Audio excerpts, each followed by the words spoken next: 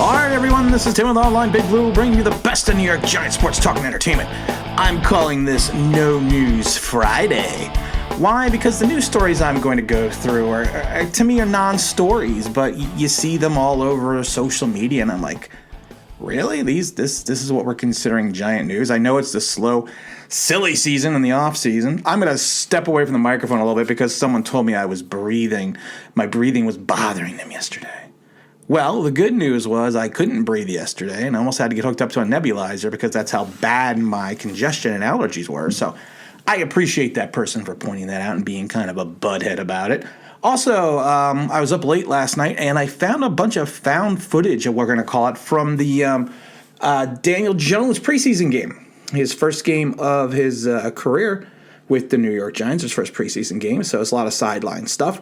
I thought it'd be interesting. So I'm going to play the raw footage. I was going to kind of edit it out. But you know what? We're just going to throw the raw footage in.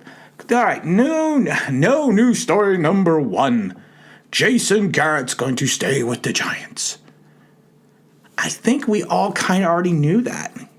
I mean, I think we all kind of thought that even unless he took a job outside of the organization, the head coaching position, which I personally thought he was going to, and he didn't, so that's fine. I was wrong. I admit it. But he did get an interview.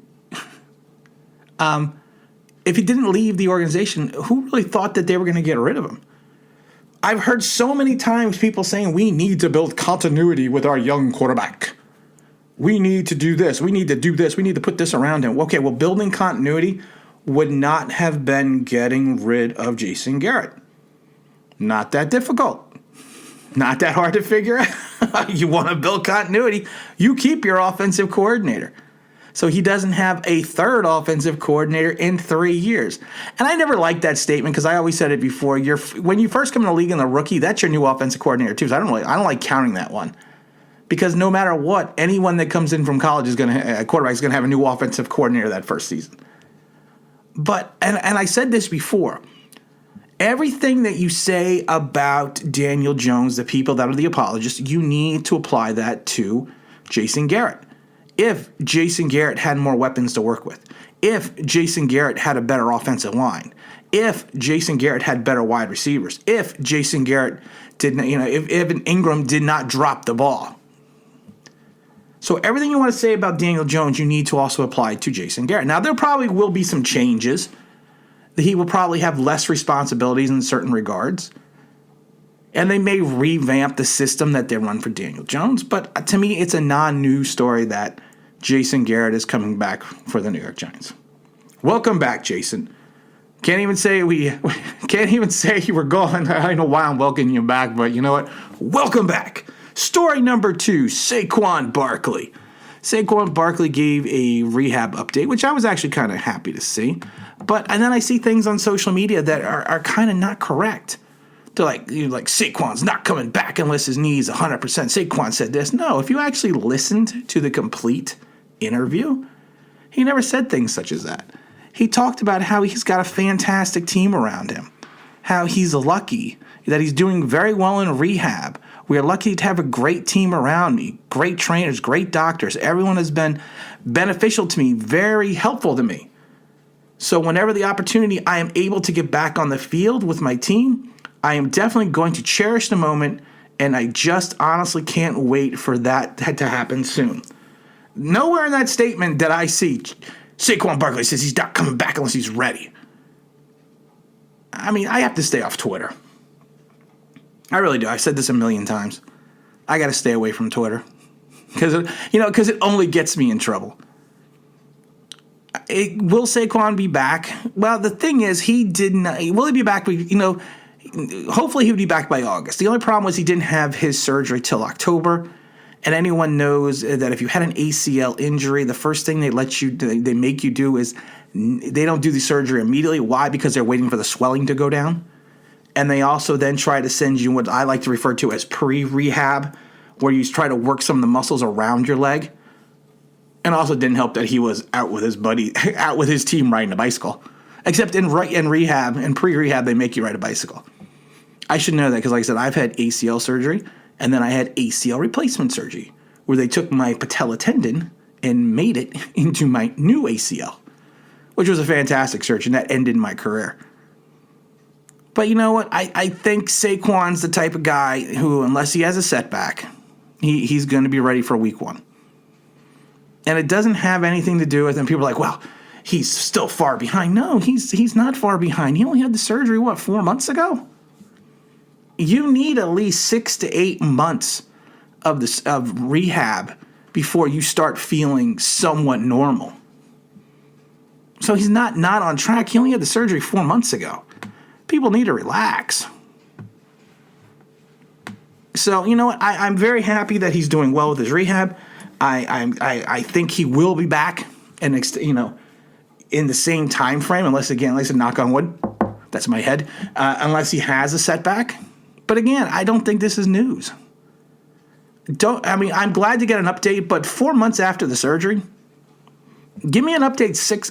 I'll consider it more news if you give me an update 6 months after the surgery, when we get more into like May. Well, that would be 7 months. I can add today. Working on my taxes last night. That's why I was up late. Having fun, looking at numbers. I don't like doing taxes. You have to do them, I know that. And I usually have someone do them, but the last 5 years I've been trying to do them on my own before we turn them over to the accountant to do. So I double check. This is what you do in retirement. You double check things that you don't need to double check. So I'm double checking the professional accountant's assessment of my taxes. Oh my God, I got to get a job. I should go back to work. Even if I go back, I should go back to work. Even if I go back to Home Depot and work, or go to Home Depot and work. I never worked at Home Depot, but that looks like a fun job. I like Home Depot. Oh, I wanted to talk about one quick thing briefly. Yes, we do give away mugs and T-shirts, and sometimes what I'll do is I will have I'll have a trivia question inside the video. And what's happening is some people are feeling that some people are jumping. Or have the ability to jump online and listen a lot sooner than others, so they do not think that it is fair that when I do these types of trivia things that certain people are always winning, or people that are early are winning. So what I'm going to do is my next live stream, and I am going to do a live stream. I'll do a live stream. Actually, I'm going to kind of do a live stream just for this purpose. My next live stream, I'm going to do a trivia live stream. I have a whole bunch of online Big Blue T-shirts and mugs and stuff that I was going to give away during the first preseason game with the Giants last year, and of course that never happened. So I'll pick a day, maybe it'll be in a month or two, and then we'll do a live stream. And you know what we may just do? I think we may just do that. We may just do a giveaway live stream.